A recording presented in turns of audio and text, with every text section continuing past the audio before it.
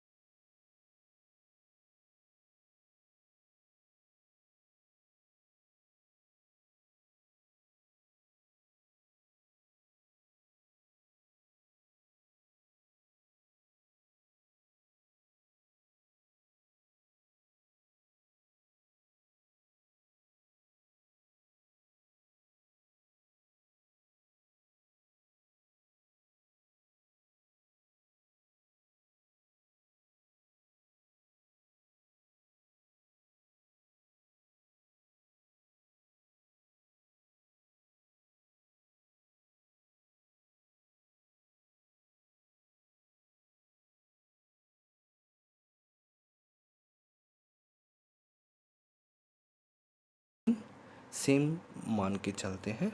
तो जब भी आपने ऑटो साइकिल को स्टडी करना है तो आपको आइसोकोरिक प्रोसेस के बारे में पता होना चाहिए। सिमिलर जो आइसोबारिक है, आइसोबारिक प्रोसेस जो है, इसकी एग्जांपल है हमारा डीजल साइकिल और बॉइलिंग ऑफ वाटर, जिसमें कि प्रेशर जो है सेम रहता है। ठीक है, इसी तरह हम सारे जो हमारे isotherm, adiabatic and polytropic processes है, इस यूनिट में हम इनके बारे में स्टडी करेंगे।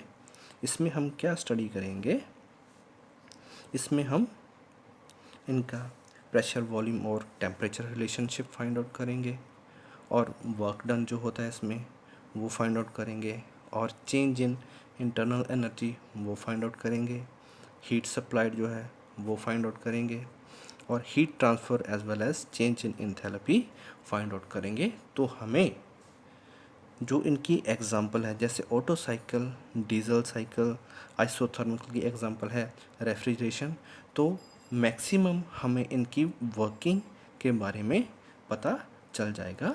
तो थर्मोडायनेमिक सब्जेक्ट में ये एक मेन टॉपिक भी हो सकता है। ठीक है, इसके बाद जो है लास्ट में introduce to the students with application of steady flow energy equation and its application. इसके स्टेडी फ्लो एनर्जी के बारे में और इसकी एप्लीकेशन के बारे में भी हम आगे इस चैप्टर में डिस्कस करेंगे। इसके बाद हमारा आ जाता है सेकंड लॉ। ठीक है, सेकंड लॉ जो है, तो सबसे पहले तो आपको पता होना चाहिए कि हमारा सेकंड लॉ ऑफ थर्मोडायनेमिक्स क्या है। अगर आपको पता होगा तो आपको इसे पढ़ने में और भी ज़्यादा मज़ा आ जाएगा। जैसे कि केल्विन प्लैंक्स लॉ, ये हमारा जो सेकंड लॉ ऑफ थर्मोडायनेमिक्स है, इसकी दो स्टेटमेंट है, Kelvin Planck's law as well as Clausius law.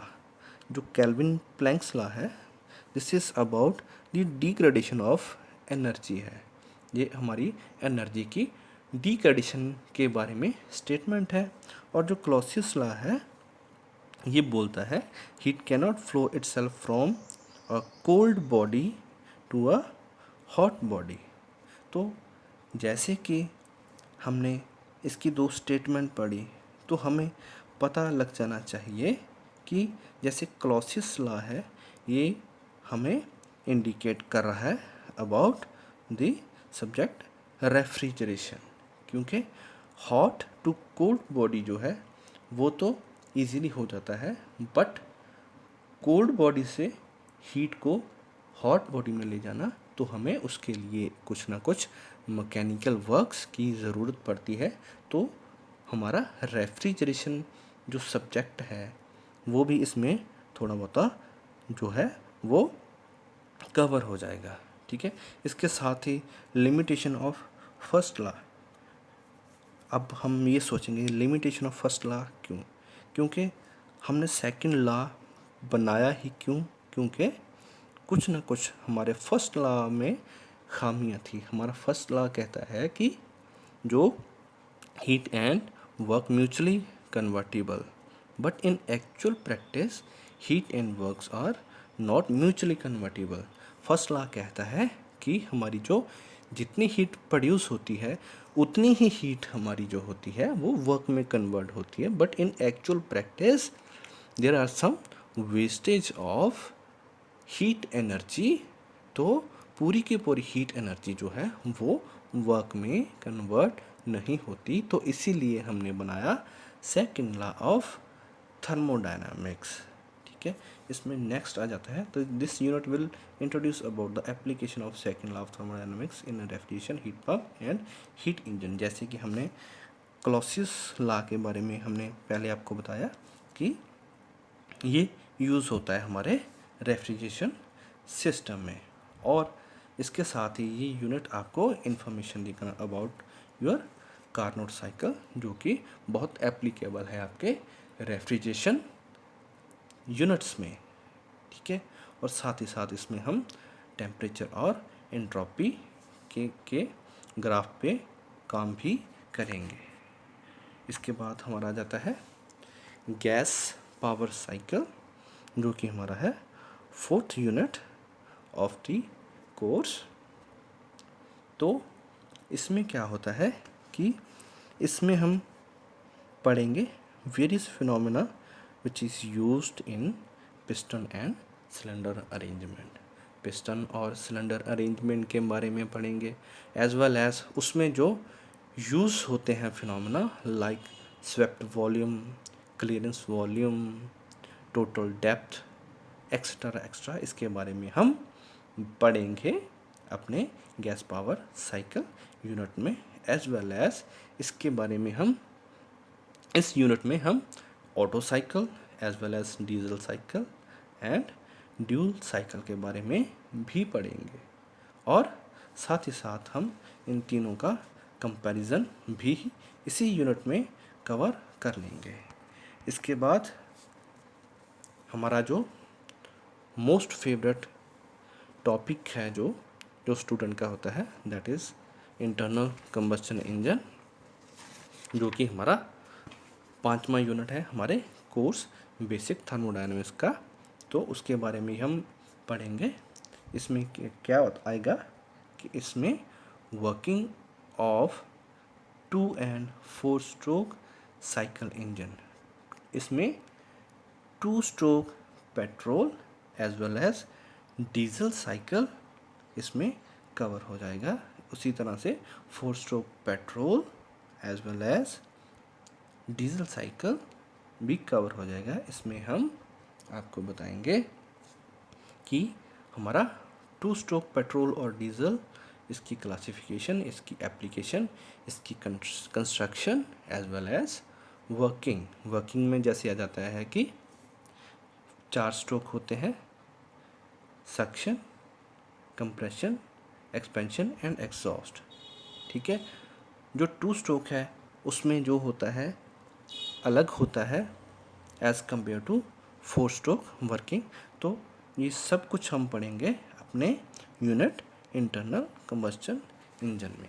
और इसके बाद जो हमारा लास्ट जो यूनिट है हमारे कोर्स बेसिक थर्मोडायनेमिक्स का, इसकी आउटकम्स क्या है, यूनिट का नाम है प्रॉपर्टीज़ ऑफ स्टीम। ठीक है, तो इसमें हम पढ़ेंगे the formation of steam under constant process. For example, जैसे कि बॉयलर में हमारी स्टीम बनती है, तो जो फॉर्मेशन ऑफ स्टीम होता है that is under a constant pressure process. ठीक है, इसी तरह सेम एग्जांपल प्रेशर कुकर की है कि जो प्रेशर होता है वो कांस्टेंट रहता है हमारे इंटरनल पार्ट्स ऑफ कुकर में।